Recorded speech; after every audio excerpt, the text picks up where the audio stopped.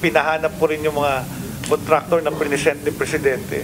Sabi ko, meron na bang ginawa? So may na-discover ako, isa na bayaran na, pero hindi completed. Ilang pasilidad ng Department of Health ang hindi nagagamit dahil hindi natapos ang konstruksyon ng proyekto. Ito ang inilahad ni Secretary Teodoro Herbosa sa pagdinig ng Senate Committee on Finance para sa panukalang budget ng DOH. Sa gitna ng issue ng malawakang anomalya sa mga proyekto ng pamahalaan, natuklasan umano ng kalihim na mayroon din silang contractor na kabilang sa listahan ng Pangulo na nakakuha ng malalaking government flood control projects. Binayaran anya ng kumpleto ang naturang kontratista para sa proyekto, ngunit walang nabuong pasilidad. Sa pagsisiyasat ni Senador Risa Hontiveros, lumutang ang pangalan ng mag-asawang Pacifico at si Zara Diskaya. Anong pangalan nung sabi nyo may isa kayong nakitang contractor dito sa mga non-operational or walk-away health centers na nandun sa list of 15 ni Presidente? O alin yun? Which one? Diskaya, ma'am. Diskaya? Which company of theirs? St. Timothy. St. Timothy. Okay, so these groups, these people are all over the place. Ayon pa kay Secretary Herbosa, ang naturang pasilidad ay nasa Zamboanga Region. Tinanong naman ni Senador Erwin Tulfo ang kalihim kung tinanggal na sa pwesto ang mga opisyal ng DOH na posibleng sangkot sa umano'y anomalya.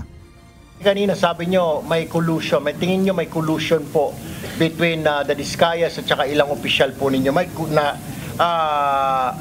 Nirelieve nyo na po ba o iniimbestigahan nyo itong mga opisyal na ito? Ilan po ang involved? Pinaimbestigahan ko pa lang dun sa regional director, and of course may due process. We'll go through the whole process, and kakadiscover ko lang to with all the Blue Ribbon hearing. Kaugnay naman ang budget ng DOH, naniniwala si Herbosa na dapat dagdagan ang kanilang pondo para sa susunod na taon. Partikular na sa Quick Response Fund o QRF na sa kasalukuyan ay umaabot lang ng 500 million pesos.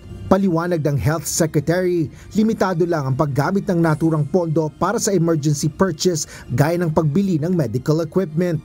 Habang patuloy na dumarami ang mga kalamidad mula sa mga bagyo, sakuna dulot ng malakas na lindol sa Cebu at ngayon ay ang pagputok ng Bulkang Taal. I think we will have to request probably an increase. Ang usapan naman namin dito sa QRF, like that's 500 kasi may 250 nung previous year na natira. So dinagdag ng DBM yon ng another 250 kaya naging 500 for this year. Pero nakita nyo naman, October pa lang, nasa 199 na, malapit na maubos. So kung may malaki pang disaster na dadating sa Pilipinas, baka manghihingi na kami sa national government ng more money.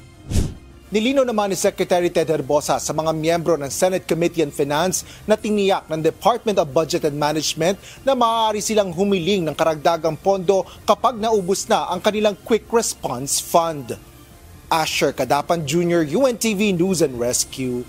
Diyos ang aming sandigan, serbisyo publiko ang aming pinahalagahan.